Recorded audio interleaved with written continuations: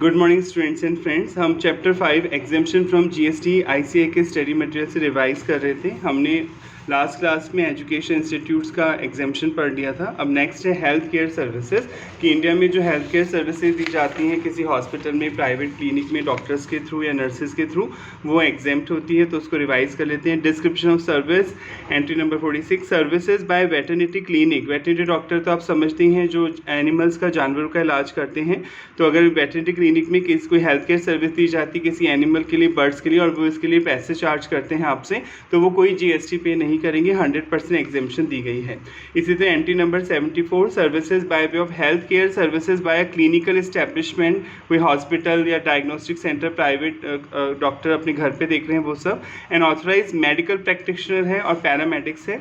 However nothing in this entry shall apply to the services. इस paragraph में लिखा हुआ है कि अगर कोई हॉस्पिटल है वो आपसे 5,000 रुपये पर डे से ज़्यादा का रूम रेंट चार्ज करता है। अगर आईपीडी पेशेंट तो समझते हैं जो इन पेशेंट होते हैं, जो एडमिट होते हैं हॉस्पिटल में, और 5,000 रुपये पर डे से ज़्यादा रूम का चार्जेस दिया जाता है, तो जीएसटी देना होगा उस हॉस्पिटल को। पर इन सर्विसेज के लिए अगर वो 5,000 से ज़्यादा भी ले रहे हैं आपसे चार्जेस, तो एग्जेम्प्ट होगा कौन सी?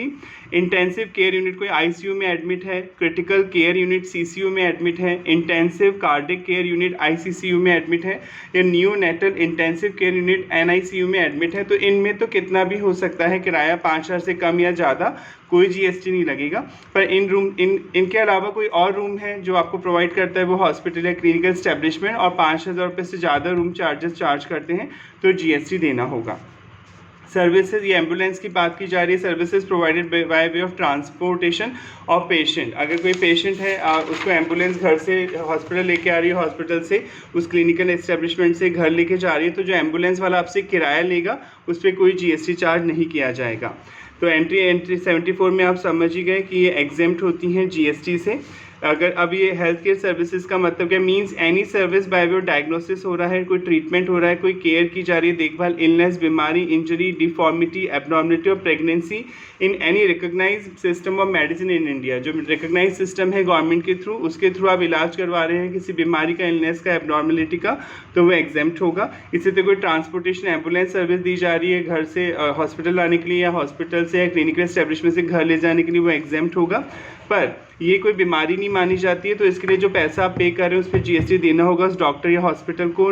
Does not include hair transplant करवा रहे हैं या कॉस्मेटिक या प्लास्टिक सर्जरी करवा रहे हैं, तो जीएसटी चार्ज होगा। हाँ, अगर प्लास्टिक सर्जरी इसलिए करवाई जा रही है, कोई एबनॉर्मलिटी है, जैसे कोई एबनॉर्मल डिफेक्ट है, पैदा हुआ था उस टाइम ही कोई डिफेक्ट था, या डेवलपमेंट एबनॉर्मलिटी, को इंजरी हुई है, कोई ट्रॉमा हुआ है, तो आप प्लास्टिक या कॉस्मेटिक सर्जरी कराते हैं, हेयर ट्रांसप्लांट कराते हैं, तब तो ये एग्जेम्प्ट होगा। पर अगर कोई एबनॉर्मलिटी नहीं है, कोई इंजरी नहीं हुई है, फिर भी आप अपनी इच्छा से कोई हेयर ट्रांसप्लांट, कॉस्मेटिक या प्लास्टिक सर्जरी कराते हैं, तो इस पर जो अमाउंट चार्ज करेगा वो डॉक्टर या हॉस्पिटल, उस पर जीएसटी देना होगा।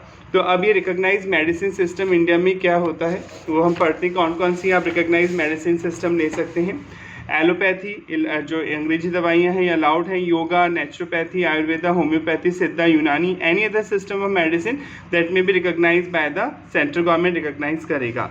क्लिनिकल इस्टेब्लिशमेंट में क्या क्या आ जाएगा? हॉस्पिटल आ जाएगा, नर्सिंग होम आ जाएंगे, क्लिनिक आ जाएगी, सैनिटोरियम और एनी अदर इंस्टीट्यूशन आ जाएगा by whatever name called, चाहे चिंकी पिंकी बबली किसी भी नाम से पुकारें, दैट ऑफर, जो आपको ऑफर कर रहा है सर्विस और फैसिलिटी रिक्वायरिंग डायग्नोसिस कर रहा है, ट्रीटमेंट कर रहा है, इलनेस, बीमारी का इलाज कर रहा है, केयर कर रहा है, इंजरी, डिफॉर्मिटी, एबनॉर्मलिटी और pregnancy in any recognise system of medicine in India, और place establish as an independent entity, private doctor का घर भी हो सकता है, इंडिपेंडेंट हॉस्पिटल भी हो सकता है, और पार्ट ऑफ एन एस्टेब्लिशमेंट है टू कैरी आउट डायग्नोस्टिक और investigative services of a disease.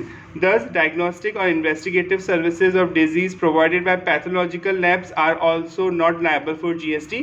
जो लैब वगैरह होती है जहाँ पे टेस्टिंग की जाती हैं उन्हें भी कोई जीएसटी पे नहीं करना होता है।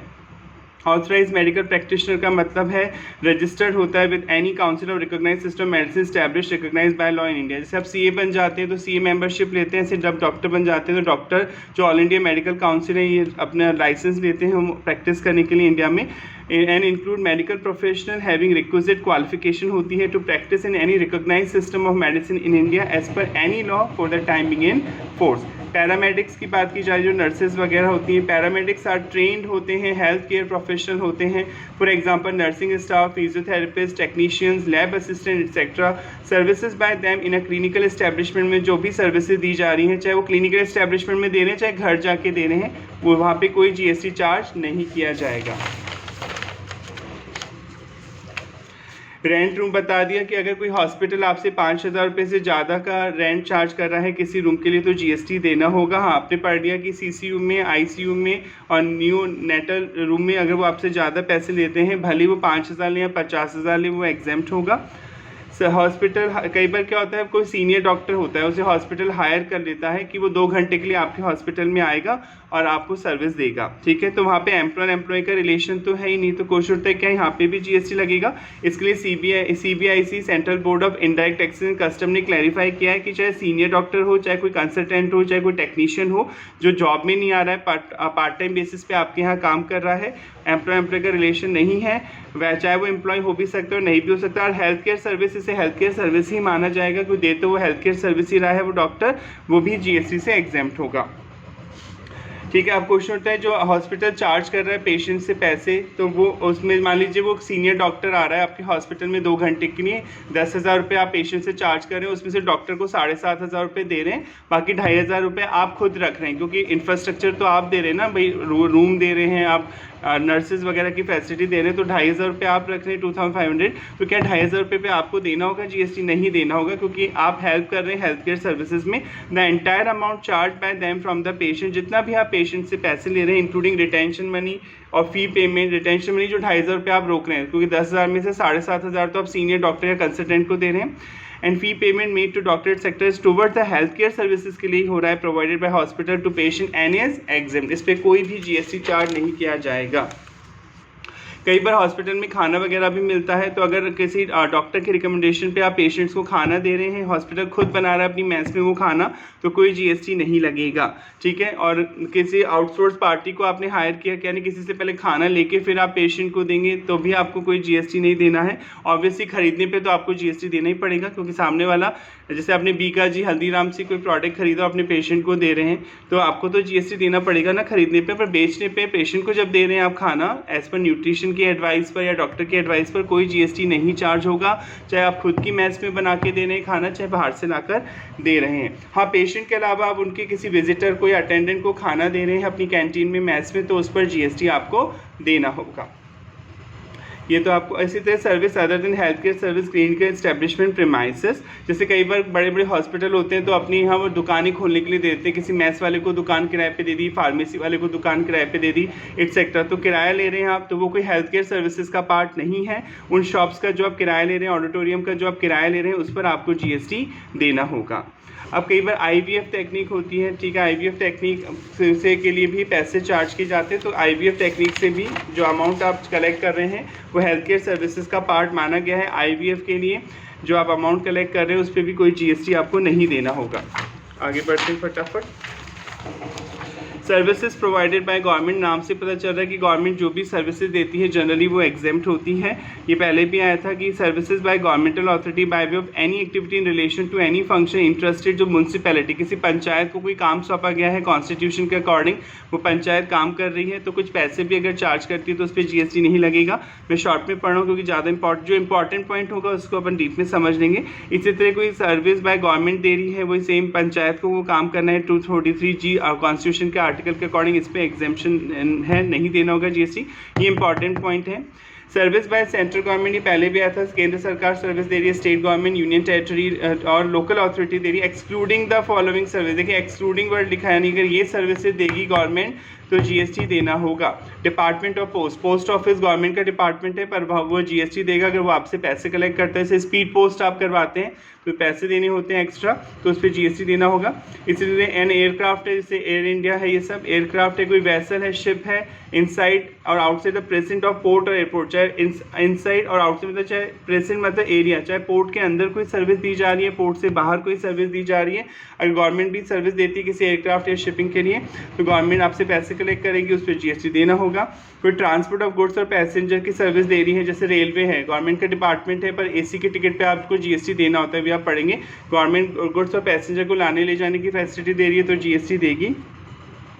एनी सर्विस, इनके अलावा कोई भी सर्विस बच गई other than service covered A through C के अलावा, प्रोवाइड बिजनेस एंटिटी, यानी किसी बिजनेसमैन को गवर्नमेंट कोई भी सर्विस देती है जिसके पास जीएसटी नंबर है, ऑब्वियसली पढ़ेंगे, रिवर्स चार्ज आप पढ़ चुके हैं। तो बिजनेस एंटिटी को गवर्नमेंट कोई सर्विस देती है तो रिवर्स चार्ज लगता है और बिजनेसमैन खुद पे करता है जीएसटी। नेक्स्ट, सर्विसेज, सेम वही चीज़ लिखी गई, services provided by central government दे रही है, स्टेट गवर्नमेंट दे रही है, यूनियन अथॉरिटी दे रही है, लोकल अथॉरिटी दे रही है, टू अ बिजनेस एंटिटी, ऐसी बिजनेस एंटिटी को दे रही है जिसका जो लिमिट है 20 लाख, 40 लाख, गुड्स के केस में 40 लाख, सर्विस के केस में 20 लाख, उससे ज़्यादा नहीं है उसका टर्नओवर, ठीक है। Business entity with an aggregate turnover of up to such amount in the preceding financial year as make it eligible for exemption from registration, यानी वो बंदा जीएसटी में रजिस्ट्रेशन कराने के लिए एग्जेम्प्ट है। तो अगर वो एग्जेम्प्ट है जीएसटी में रजिस्ट्रेशन कराने के लिए, तो उस पर कोई जीएसटी चार्ज नहीं होगा। अभी आपने पढ़ा ना कि गवर्नमेंट किसी बिजनेस एंटिटी को सर्विस देती है, किसी बिजनेसमैन को सर्विस देती है, तो जीएसटी देना होगा, पर गवर्नमेंट नहीं देती। आप रिवर्स चार्ज वाला चैप्टर पढ़ चुके हैं, उस पर रिवर्स चार्ज लगता है, वो बिजनेसमैन या बिजनेस एंटिटी जिसके पास जीएसटी नंबर है वो खुद देता है। हाँ, अगर उसके पास जीएसटी नंबर है ही नहीं, क्योंकि उसकी लिमिट जो टर्नओवर की लिमिट है लास्ट ईयर वो एक्सीड ही नहीं हुई, तो उसने जीएसटी नंबर ले ही नहीं रखा, तो ना गवर्नमेंट देगी जीएसटी और ना ही वो बिजनेसमैन देगा, रिवर्स चार्ज लग ही नहीं सकता क्योंकि जीएसटी नंबर है ही नहीं। हाँ, इन केसेस में गवर्नमेंट को खुद देना होगा जीएसटी, चाहे सामने वाले बंदे के पास जीएसटी नंबर हो या ना हो। एबीसी पढ़ चुके हैं, पोस्ट ऑफिस कोई सर्विस दे रहा है, गुड्स ट्रांसपोर्ट और पैसेंजर की कोई सर्विस दे रही है, या वेसल एयरक्राफ्ट के केस में कोई सर्विस दी जा रही है तो गवर्नमेंट खुद देगी, या कोई गवर्नमेंट इमूवेबल प्रॉपर्टी रेंट पर दे रही है तो जो किराया ले रही है गवर्नमेंट, उस पर गवर्नमेंट खुद देगी GST. Services provided by central government दे रही है, स्टेट गवर्नमेंट दे रही है, यूनियन अथॉरिटी दे रही है, लोकल अथॉरिटी दे रही है टू अनदर सेंट्रल गवर्नमेंट, यानी एक सरकार दूसरे सरकार को सर्विस दे रही है आपस में, तो भी कोई जीएसटी यहाँ पे चार्ज नहीं होगा। पर हाँ, उन एबीसी में जो आपने पढ़ा, पोस्ट ऑफिस दे रहा है या एयरक्राफ्ट वेसल के केस में गवर्नमेंट कोई सर्विस दे रही है, गुड्स ट्रांसपोर्ट पैसेंजर सर्विसेज दे रही है, तो उस पर तो जीएसटी लगेगा, चाहे वो गवर्नमेंट आपस में एक दूसरे को दे तब भी। नेक्स्ट पॉइंट, अगर मान लीजिए गवर्नमेंट कोई सर्विस दे रही है और इसके लिए 5,000 रुपये से ज़्यादा का पैसा चार्ज नहीं कर रही है, तो कोई जीएसटी चार्ज नहीं होगा, ठीक है। Service provided by central government, state government, union territory, local authority where the consideration for service does not exceed 5,000, पर ये लिमिट वो एबीसी में नहीं लगेगी। यानी जो आपने पॉइंट पढ़ी थी ना कि पोस्ट ऑफिस कोई सर्विस दे रहा है, कोई एयरक्राफ्ट या वेसल के थ्रू गवर्नमेंट कोई सर्विस दे रही है, कोई गुड्स ट्रांसपोर्ट पैसेंजर के थ्रू सर्विस दे रही है, तो चाहे 5 रुपये भी ले रही है तीनों में, तब भी जीएसटी चार्ज होगा।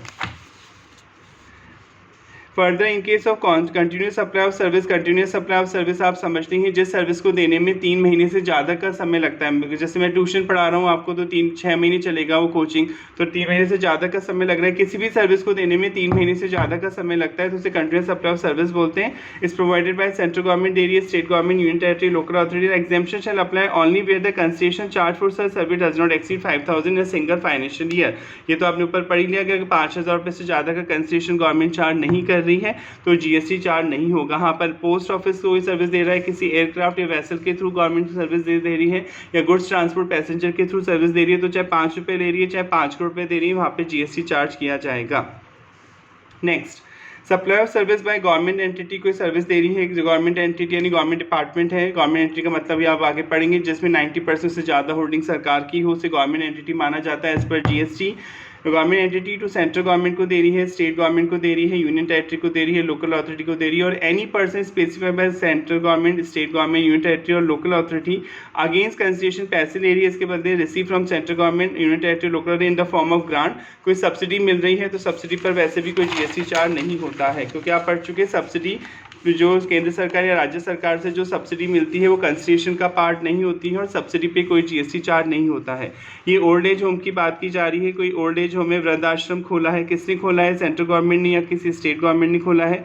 किसी ट्रस्ट ने खोला है जो कि सेक्शन 12AA और 12AB में रजिस्टर्ड है, और वो 60 साल या उससे ज़्यादा के लोग उस वृद्धाश्रम में रहते हैं, और वो वृद्धाश्रम में लोगों से 25,000 रुपये पर मंथ पर मेंबर से ज़्यादा चार्ज नहीं करते हैं, तो यहाँ पे कोई GST चार्ज नहीं होगा। खाने पीने रहने की सारी सुविधाएं इनको मिलाकर आप 25,000 रुपये से ज़्यादा नहीं ले रहे हो वृद्ध आश्रम के लिए एक पर्सन से, तो यहाँ पे कोई GST चार्ज नहीं होगा। Service by department of post by वो पोस्ट कार्ड के थ्रू कोई सर्विस इनलैंड लेटर होता है, बुक पोस्ट या कोई ऑर्डिनरी पोस्ट करवा रहे हैं जिसका वजन 10 ग्राम से कम है, तो पोस्ट ऑफिस कोई GST नहीं देगा, क्योंकि इसके लिए वो आपसे पैसे भी चार्ज नहीं करते हैं। हाँ, स्पीड पोस्ट वगैरह, इसके अलावा कोई एक्सप्रेस पार्सल आप भेज रहे हैं जिसके लिए पैसे चार्ज कर रहे हैं, तो वहाँ पे तो पोस्ट ऑफिस को देना होगा GST।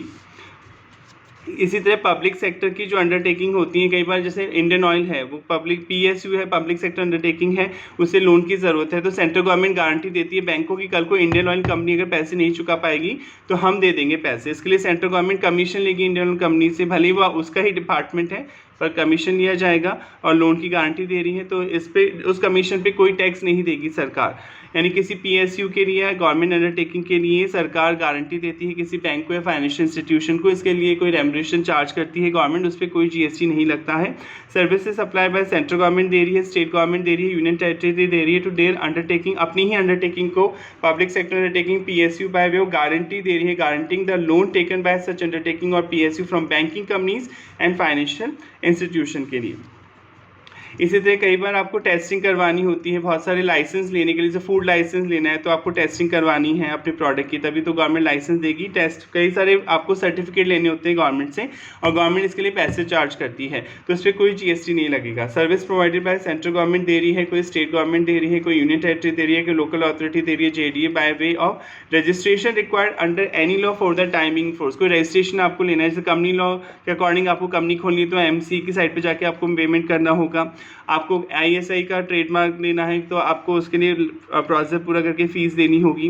कोई टेस्टिंग कर रहे हैं, कोई कैलिब्रेशन सेफ्टी चेक हो रहा है, कोई सर्टिफिकेट आप ले रहे हैं रिलेटिंग टू प्रोटेक्शन और सेफ्टी ऑफ वर्कर, कंज्यूमर और public at large including fire licence ले रहे हैं required under any law for the time being in force. इसी तरह गवर्नमेंट बर्थ सर्टिफिकेट भी देती है, आपको ड्राइविंग लाइसेंस भी देती है, कोई डेथ सर्टिफिकेट देती है, पासपोर्ट बनाते हैं, वीज़ा बनवाते हैं, तो गवर्नमेंट पैसे चार्ज करती है, इन पे कोई GST नहीं लगेगा। Services provided by central government दे रही है, स्टेट गवर्नमेंट दे रही है, यूनियन टेरिटरी दे रही है, लोकल अथॉरिटी दे रही है by way of issuance of passport, आपको पासपोर्ट दे रही है, वीज़ा दे रही है, ड्राइविंग लाइसेंस, बर्थ सर्टिफिकेट और डेथ सर्टिफिकेट, इन पे कोई GST चार्ज नहीं होगा। सर्विस, इसमें नेक्स्ट पॉइंट में बोला गया, आपने पढ़ा था non liquidated damages. Liquidated damages का मतलब ये था कि अगर आप किसी के साथ कोई कॉन्ट्रैक्ट साइन करते हैं और सामने वाले का कॉन्ट्रैक्ट आप टाइम पे पूरा नहीं कर पाते, तो आपको सामने वाले को कंपनसेशन पे करना होता है, कुछ पैसे देने होते हैं एज पर द कॉन्ट्रैक्ट, क्योंकि आपने टाइम पे कॉन्ट्रैक्ट पूरा नहीं कर रहा, उसका नुकसान हो गया, तो इसे लिक्विडेटेड डैमेजेस बोलते हैं, और नॉर्मल लैंग्वेज में अपन कंपनसेशन बोलते हैं। तो अगर कोई गवर्नमेंट को कंपनसेशन दे रहे हैं तो उस पर कोई GST चार्ज नहीं होगा। Services provided by central government दे रही है, कोई स्टेट गवर्नमेंट दे रही है, यूनियन टेरिटरी दे रही है, लोकल अथॉरिटी दे रही है, by way of tolerating non performance of contract, आपने टाइम पे पूरा काम नहीं किया, for which consideration the form of fine और लिक्विडेटेड डैमेजेस देने हैं। किसको देने हैं? आपको सेंट्रल गवर्नमेंट को देने हैं, स्टेट गवर्नमेंट को देने हैं, यूनियन टेरिटरी को देने हैं, लोकल अथॉरिटी को देने हैं। तो लिक्विडेटेड डैमेजेस और फाइन पर किसी भी तरह का GST चार्ज नहीं होगा। हाँ, किसी प्राइवेट पर्सन को देने हैं, इन्फोसिस कंपनी को देने हैं, टाटा कंपनी को देने, तब तो लगेगा GST, पर अगर गवर्नमेंट को देना है आपको कोई लिक्विडेटेड डैमेजेस और फाइन, उस पर कोई GST चार्ज नहीं किया जाएगा। इसी तरह गवर्नमेंट, कई बार गवर्नमेंट के पास ज़मीन होती है बहुत सारी, तो किसी को वो किराए पे देती है फार्मिंग के लिए, तो एग्रीकल्चर से रिलेटेड एक्टिविटी होगी तो उस पर कोई GST चार्ज नहीं होगा। Services provided by central government दे रही है, स्टेट गवर्नमेंट दे रही है, यूनियन टेरिटरी दे रही है, लोकल अथॉरिटी दे रही है, बाय वे ऑफ असाइनमेंट वो सौंप रही है right to use natural resources, आपको यूज़ करने के लिए दे रही है natural resources to individual farmer, किसी फार्मर को फॉर कल्टिवेशन ऑफ प्लांट, पेड़ पौधे लगाने के लिए, rearing of all life forms of animal, animal के चारा वगैरह उगाने के लिए, except the rearing of horses, horses के लिए दे रही है तो टैक्स लगेगा। फॉर फूड, या तो फूड उगाना है, fibre, fuel, raw material, other similar products के लिए दे रही है। नेक्स्ट, ये कस्टम की बात है। कस्टम, इंपोर्ट एक्सपोर्ट, आप समझते हैं इंपोर्ट एक्सपोर्ट पे कस्टम ड्यूटी लगती है। अब रात को भी इंपोर्ट होता है सामान, तो ऑफिसर्स को जाना होता है देखने के लिए कि भाई गलत सामान तो इंडिया में इंपोर्ट एक्सपोर्ट नहीं हो रहा, ऑफिस टाइम के बाद भी, तो उन्हें एक्स्ट्रा पैसे दिए जाते हैं इसके लिए, तो उस एक्स्ट्रा पैसे पे कोई GST चार्ज नहीं होगा। Services provided by central government दे रही है, स्टेट गवर्नमेंट दे रही है, यूनियन टेरिटरी दे रही है, by way of deputing officer after office hour, office hours के बाद भी आपको जाना है, या हॉलीडे छुट्टी पे जाना पड़ रहा है, संडे बंदे को फॉर इंस्पेक्शन चेक करने के लिए, कंटेनर स्टफिंग और such other duties in relation to import export cargo मतलब सामान, और payment of merchant overtime charges जो दिए जा रहे हैं आपको एक्स्ट्रा काम करने के लिए, इस पर कोई GST चार्ज नहीं होगा। नेक्स्ट पॉइंट में बोला कि गवर्नमेंट आपको माइंस वगैरह किराए पे देती है, राइट। माइंस होती है, मार्बल की माइंस हो गई, कोयले की माइंस हो गई, तो गवर्नमेंट माइंस आपको किराए पे देती है, उसके लिए आप गवर्नमेंट को रॉयल्टी पे करते हैं। माइंस पे जो आप कंसेशन पे करते हैं गवर्नमेंट को रॉयल्टी बोलते हैं। तो रॉयल्टी कलेक्शन का राइट गवर्नमेंट किसी और को भी दे सकती है, कि जैसे इन्फोसिस कंपनी को दे दिया, टाटा कंपनी को दे दिया कि तो हमारे बिहाफ पे रॉयल्टी कलेक्ट करोगे और माइन ऑनर से और अपना कमीशन काट के हमें वापस कर दोगे, तो वो एग्जेम्प्ट है। उस रॉयल्टी कलेक्ट करने पे जो कमीशन पे कर रही है गवर्नमेंट उस पर्सन को, उस पर कोई GST चार्ज नहीं होगा। Services supplied by state government दे रही है to excess royalty collection contractor, जिसको रॉयल्टी कलेक्शन का राइट दिया गया उसको by way of assigning the right, आप गवर्नमेंट अपना राइट उस बंदे को दे रही कि तुम हमारे बिहाफ पे रॉयल्टी कलेक्ट करके दोगे हमें। The right to collect royalty on behalf of state government on mineral dispatch by mining lease holder को, तो हमें एग्जेम्पशन मिल जाएगी। हाँ, रॉयल्टी जो मिलेगी गवर्नमेंट को, रॉयल्टी जो देगा, जैसे मैंने लीज पे ली कोई माइंस, मैं गवर्नमेंट को 10 लाख रुपए की रॉयल्टी दे रहा हूँ, उस पर GST देना पड़ेगा 18%। कोई प्रॉपर्टी रेंट पे दे रही है गवर्नमेंट यूज़ की, तो 18% आ जाएगा इसका 1,80,000, राइट। और एक्सेस रॉयल्टी कलेक्शन कमीशन पे GST की रेट है सपोज 10%, तो कमीशन जो कमाया इस आदमी ने एक्सेस रॉयल्टी, जैसे इन्फोसिस कंपनी को कॉन्ट्रैक्ट दिया, उस कमीशन पे अगर GST लगता तो वहाँ पे GST की रेट होती, मान लेते हैं 2 लाख, पर ये तो एग्जेम्प्ट है। GST कमीशन पे जो GST लगेगा, जो एक रॉयल्टी कॉन्ट्रैक्टर को जो आप कमीशन देंगे उस पर तो GST लगना नहीं। पर ये जो इतना लंबा पैराग्राफ है उसमें ये लिखा हुआ है कि जो रॉयल्टी कलेक्ट हो रही है ना माइंस पे, भाई किराए पे तो लगेगी GST, जो रॉयल्टी है रॉयल्टी के अमाउंट पे तो GST देना होगा। वो GST का अमाउंट जो बन रहा है उस रॉयल्टी पे वो कम बन रहा है, जितनी एग्जेम्पशन उसको रॉयल्टी कलेक्शन वाले को मिल गई, तो जो डिफरेंस आ रहा है 20,000 रुपये का डिफरेंस आ रहा है ये, तो इस 20,000 रुपये पे तो एक्सेस रॉयल्टी कलेक्शन कॉन्ट्रैक्ट को GST देना होगा। क्लियर? यानी कमीशन पे जो GST क्या समझ में आया, जो कमीशन पे GST का जो अमाउंट है पहले वो निकाल लीजिए, और जो माइंस ऑनर जो रेंट पे GST बनता है, माइंस रेंट पे GST देना होगा। अभी आपने पढ़ा कोई इमूवेबल प्रॉपर्टी गवर्नमेंट आपको यूज़ करने के लिए देती है, किराया लेती है, माइंस के लिए रॉयल्टी किराया है एक तरह से, तो उस पर जो GST का अमाउंट हो रहा है वो निकाल लीजिए। इन दोनों में कंपैरिजन करिए। अगर ये जो रॉयल्टी ऑनर जो माइंस ऑनर जो रॉयल्टी दे रहे हैं उस पर GST का अमाउंट ज़्यादा है तब तो कोई प्रॉब्लम नहीं है, पर जो रॉयल्टी का अमाउंट है और वो जितनी एग्जेम्पशन दी है कमीशन पे जो GST लगता है उससे कम बन रहा है रॉयल्टी पे GST का अमाउंट, तो जो डिफरेंस अमाउंट है वो इस एक्सेस रॉयल्टी कलेक्शन कॉन्ट्रैक्टर को देना होगा। फटाफट पढ़ लेते हैं।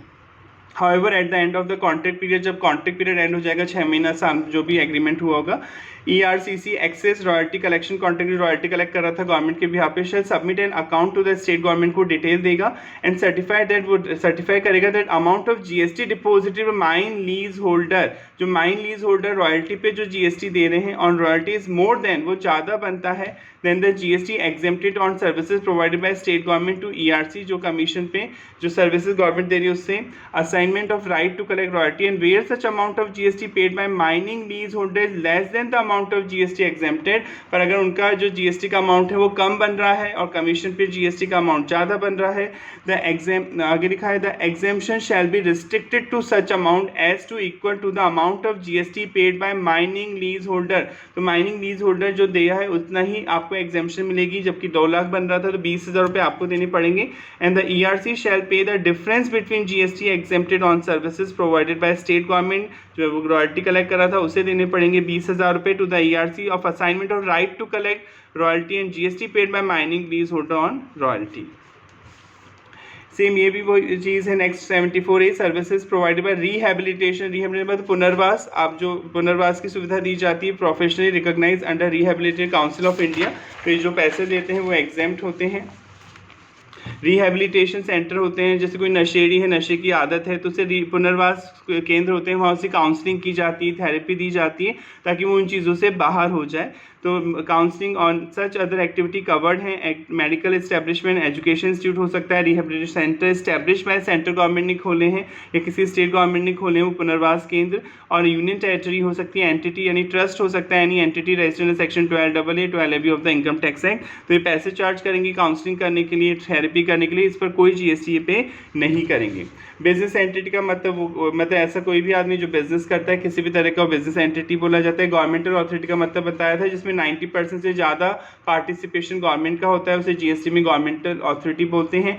मींस एन अथॉरिटी और बोर्ड और any other body set up by an act of parliament और स्टेट लेजिस्लेचर, स्टेट लेजिस्लेचर विधानसभा ने खोली है, स्टैब्लिश बाय गवर्नमेंट ने स्टैब्लिश की है, विथ 90% कम से कम 90% और more participation by way of equity or control to carry out any function interested municipality under Article 240 Constitution। Panchayat हमारे मतलब गवर्नमेंट के पास 90% उससे ज़्यादा उसकी होल्डिंग है। ये तो आप पढ़ चुके हैं। ये सर्विसेज पे गवर्नमेंट को देना ही पड़ेगा GST. Department of post office अगर वो कोई एयरक्राफ्ट वेसल शिप के लिए कोई सर्विसेज दे रही है, ट्रांसपोर्ट ऑफ गुड्स और पैसेंजर की कोई सर्विसेज दे रही है, किसी बिजनेस एंटिटी को सर्विस दे रही है और उसके पास जीएसटी नंबर है तो रिवर्स चार्ज के तौर पर बिजनेसमैन जीएसटी पे करेगा। अब मैथ्स वगैरह जो एयरफोर्स में अगर आप काम करते हैं, आर्मी में काम करते हैं तो मैथ्स वगैरह होती है, खाने की फैसिलिटी भी दी जाती है तो ये भी एग्जेम्प्ट होगी। अकोमोडेशन सर्विसेज रहने की फैसिलिटी दी जाती है जो आर्मी में काम करते हैं, एयरफोर्स में काम करते हैं। Accommodation services provided by air force mess and other similar messes such as army mess, navy mess, paramilitary and police forces mess to their personnel और any person other than business entity को नहीं दे रहे हैं वो service, are covered by entry 6 provided the services supplied by such mess qualified to be considered. माना जाता है सर्विस गवर्नमेंट ही दे रही है, central government, state government, union territory, और यहाँ पे कोई जीएसटी चार्ज नहीं किया जाएगा। नेक्स्ट, ये तो खैर पढ़ लिया, इसमें जो नई चीज़ होगी मैं वही पढ़ाऊंगा अब आपको, रिवाइज कर रहे हैं आप इसलिए।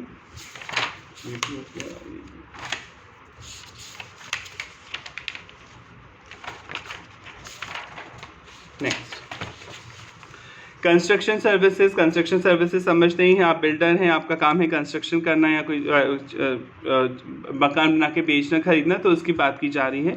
डिस्क्रिप्शन ऑफ सर्विस, अगर आप मकान बनाते हैं, housing for all urban mission प्रधानमंत्री आवास योजना के अकॉर्डिंग, अगर आप लेबर सप्लाई करते हैं, मतलब आप लेबर मजदूर सप्लाई करते हैं मकान बनाने के लिए, service provided bye way of pure labour contract. Pure labour contract का मतलब होता है इसमें मटेरियल नहीं है, आप लेबर सप्लाई करते हैं। भाई एक तो ये तरीका होता है सामने वाला सामान दे दे, मकान बनवाना है आपको, सीमेंट बजरी वो लेके आए, आप लेबर दे दें, ठीक है, तो वो प्योर लेबर कॉन्ट्रैक्ट होगा। पर अगर आप सामने वाला बंदा ये बोलता है कि नहीं सामान भी आपको ही लगाना है मकान बनाने में, तो फिर प्योर लेबर कॉन्ट्रैक्ट नहीं, फिर वहाँ नहीं मिलेगी एग्जेम्पशन। एग्जेम्पशन तभी मिलेगी जब आप सामान सप्लाई नहीं कर रहे हैं, सामने वाला बंदा सामान तो वही लेके आएगा मकान बनाने के लिए, जो ब्रिक ईंट वगैरह लगेगी, आप केवल लेबर सप्लाई करेंगे। फॉर कंस्ट्रक्शन के लिए, इरेक्शन लगाने के लिए, commissioning, installation, completion, fitting out, repair, maintenance, renovation, कोई ऑल्ट्रेशन हो रहा है सिविल स्ट्रक्चर में, और any other original work pertaining to the beneficiary led individual houses बन रहे, कंस्ट्रक्शन और enhancement under housing for all urban mission और प्रधानमंत्री आवास योजना के अकॉर्डिंग जो मकान बन रहे हैं, आप इनके लिए लेबर सप्लाई करते हैं तो फिर आपको कोई जीएसटी कमीशन तो लेंगे ना गवर्नमेंट से, लेबर सप्लाई कर रहे हैं गवर्नमेंट प्रोजेक्ट्स के लिए, तो कोई जीएसटी चार्ज नहीं किया जाएगा। इसी तरह जो इलेक्ट्रिसिटी डिस्ट्रीब्यूशन यूटिलिटी होती है, आपके घर बिजली वगैरह पहुंचाते हैं, ठीक है, तो उनकी बात की जा रही है। किसी किसान के लिए services supplied by electricity distribution utility by way of construction, erection, commission, installation, infrastructure for extending electricity पहुंचानी है, distribution network to the tube well, किसान को पानी की जरूरत है, ट्यूबवेल तक बिजली पहुंचानी of the farmer, agriculture purpose के लिए आप दे रहे हैं तो कोई जीएसटी चार्ज नहीं होगा उस बिजली पर। मतलब बिजली की बात नहीं की जा रही, बात की जा रही सर्विसेज पे, जो आप सर्विसेज प्रोवाइड कर रहे हैं बिजली पहुंचाने के लिए ट्यूबवेल तक या किसी एग्रीकल्चर पर्पज़ के लिए, और किसान से कुछ पैसे चार्ज करें, फ्री में तो पहुंचाएंगे नहीं, पैसे लेंगे आप, तो आपको कोई जीएसटी नहीं देना होगा।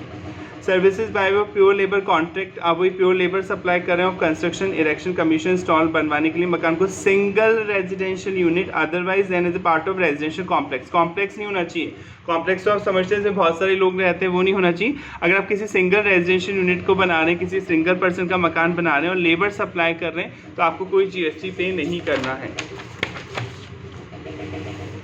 The term residential complex mean any complex comprising मतलब including building और building having more than one single residential unit। complex में तो एक से ज़्यादा flats बने होते हैं, मकान होते हैं। further single residential unit का मतलब होता है means self contained residential unit, वो अपने लिए बना रहा है, which is designated for use wholly और principally for residential purpose for one family। अगर एक फैमिली के लिए आप मकान बना रहे हैं और प्योर लेबर कॉन्ट्रैक्ट सप्लाई कर रहे हैं तो कोई जीएसटी चार्ज नहीं किया जाएगा। पैसेंजर ट्रांसपोर्ट सर्विस, आप पैसेंजर को इधर से उधर ले जाते हैं अपनी बस के थ्रू, ट्रेन के थ्रू, हवाई जहाज के थ्रू, तो क्या जीएसटी लगेगा, तो उसके लिए बताया गया है। डिस्क्रिप्शन है ट्रांसपोर्ट ऑफ पैसेंजर विद और विदाउट अकम्पेनिड बिलोंगिंग, चाहे उनके पास सामान हो भी सकता है और सामान नहीं भी हो सकता। अगर आप इन एयरपोर्ट पे जा रहे हैं या आ रहे हैं, इन एयरपोर्ट पे आ रहे हैं, जा रहे हैं इन स्टेट्स में, तो कोई जीएसटी नहीं लगेगा फ्लाइट टिकट पे।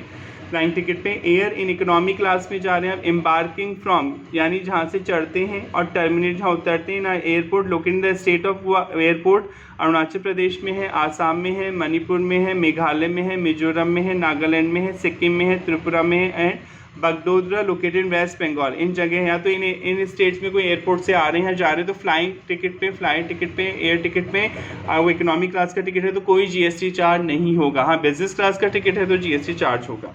इसी तरह नॉन एसी बसें चलती हैं, आपके शहरों में भी चलती हैं, टेम्पो बस वगैरह जिसमें एसी नहीं होता, उसमें पैसेंजर को आप इधर से उधर ले जा रहे हैं तो कोई जीएसटी चार्ज नहीं होगा। Non air condition contract carriages other than radio taxi तो ओला उबर की बात हो रही है जिसमें जीपीएस सिस्टम लगा होता है, तो वहाँ पे तो लगेगा। For transport passenger excluding tourism, कोई टूरिज्म को प्रमोट करने के लिए बस चल रही है, चाहे उसमें एसी हो या नहीं हो, या कोई कंडक्टेड टूर मतलब कोई पर्सनल टूर के लिए जा रहा है और कोई चार्टर हायर पे ले रहा है आपकी बस वगैरह, तो वहाँ तो जीएसटी लगेगा। पर नॉर्मली सिटी ट्रांसपोर्ट जो होता है जिसमें एसी नहीं है, वहाँ पे कोई जीएसटी चार्ज नहीं किया जाएगा। Stage carriage other than air, AC नहीं होना चाहिए। स्टेज कैरेज मतलब गवर्नमेंट जो खुद चला रही है बसें वगैरह, उसमें एसी नहीं है तो कोई जीएसटी चार्ज नहीं किया जाएगा। However, nothing contained term B2C, B और C अप्लाई नहीं होंगे to a service supply through an e commerce operator. E commerce operator समझते हैं जो आपको एक प्लेटफॉर्म देता है जहाँ पे आप बुक कराते हैं अपनी राइड, ओला उबर ये सब ई कॉमर्स ऑपरेटर हैं, तो इन्हें तो जीएसटी देना होगा, चाहे एसी लगा हो या एसी नहीं लगा हो, चाहे टूरिस्ट को प्रमोट कर रहे हो नहीं कर रहे हो। यानी वैसे तो हमने ये पढ़ा कि अगर एसी नहीं लगा हुआ है और आप टूरिज्म को प्रमोट नहीं कर रहे हैं, कोई रेडियो टैक्सी नहीं है, यानी जीपीएस सिस्टम नहीं लगा हुआ है उसमें, तो कोई पर्सनल गाड़ी आपसे किराए पे नहीं ले रहा है, आप पब्लिक को नॉर्मली इधर से उधर छोड़ रहे हैं, तो कोई जीएसटी चार्ज नहीं होगा। पर अगर आप इलेक्ट्रॉनिक कॉमर्स के थ्रू अपनी कोई सर्विसेज देते हैं तो वहाँ पर जीएसटी लगेगा। इसी तरह services provided to central government को सर्विस देते हैं by way of transport of passenger with और विदाउट अकम्पेनिड बिलोंगिंग, कोई सामान हो भी सकता है उस पैसेंजर के साथ, नहीं भी हो सकता, या तो वो चढ़ा है या आज उतरेगा, या तो एम्बार्किंग फ्रॉम चढ़ेगा उस प्लेन में उतरेगा। रीजनल कनेक्टिविटी एयरपोर्ट पे against consideration form visible gap fund, हमें लॉजिक नहीं पढ़ा रहे, रिविजन है इसलिए फटाफट रिवाइज करा रहा हूँ। अगर आप आरसीएस यानी रीजनल कनेक्टिविटी एयरपोर्ट पे उतर रहे हैं, जा रहे हैं, तो कोई जीएसटी चार्ज नहीं होगा। Services of transport of passenger, वो इधर से उधर ले जा रहे हैं विद और विदाउट अकम्पेनिड, चाहे उस पैसेंजर के पास सामान हो भी सकता है नहीं भी हो सकता, रेल के थ्रू जा रहे हैं तो कोई जीएसटी लगेगा। अदर देन लिखा हुआ है, देखिए अगर फर्स्ट क्लास एसी का टिकट ले रहे हैं, एयर कंडीशन कोच में बैठे हैं तो रेलवे आपसे जीएसटी लेगा, यानी स्लीपर कोच है, जनरल डिब्बा है तब तो नहीं लगेगा, पर अगर एसी लगा हुआ है तो रेलवे को देना होगा जीएसटी। मेट्रो में जा रहे हैं, मोनोरेल या ट्रामवे में जा रहे हैं तो कोई जीएसटी चार्ज नहीं किया जाएगा। इनलैंड वाटरवेज, पानी के रास्ते से इंडिया में इधर से उधर जा रहे, से गोवा से केरला जा रहे हैं, समुद्र के रास्ते से जा सकते हैं तो कोई जीएसटी चार्ज नहीं होगा, वो इनलैंड वाटर है, मतलब इंडिया में ही है, किसी नदी में एक जगह से दूसरी जगह जा रहे हैं आप। पब्लिक ट्रांसपोर्ट आप यूज़ कर रहे हैं, अदर देन उस पर जीएसटी नहीं है। Other than predominantly for tourism, हाँ अगर टूरिज्म पर्पज़ के लिए है तो जीएसटी चार्ज होगा। In vessel between located in India. Metered cab है, कोई auto rickshaw including e rickshaw, तो उस पर कोई जीएसटी चार्ज नहीं होगा। वो बार बार ये लाइन आ रही है कि अगर आप किसी इलेक्ट्रॉनिक कॉमर्स ऑपरेटर के थ्रू अपना बुक कराते हैं रिक्शा ऑटो तो उस पर तो जीएसटी लगेगा ही लगेगा, ठीक है। ओला उबर के थ्रू अगर बुक कराते हैं तो चाहे एसी हो या ना हो, चाहे वो टूरिस्ट पर्पज़ के लिए हो या नॉर्मल पर्पज़ के लिए, तब भी जीएसटी देना होगा। कोई डाउट कोई प्रॉब्लम है तो पूछ लेना आप। रेडियो टैक्सी का मतलब मैंने बता दिया, जिसमें जीपीएस सिस्टम लगा होता है, जिसमें कंपनी को पता होता है कि गाड़ी कहाँ जा रही है कहाँ आ रही है, आपको भी पता होता है, आप ट्रैक कर सकते हैं जीपीएस सिस्टम के थ्रू, तो वो रेडियो टैक्सी पे तो जीएसटी लगेगा क्योंकि वो जीपीएस सिस्टम उसमें लगा हुआ है। ये हमने पढ़ी भी है कंडीशन वाला, इट इज़ इम्पॉर्टेंट, इसके ऊपर तो लगेगा ही।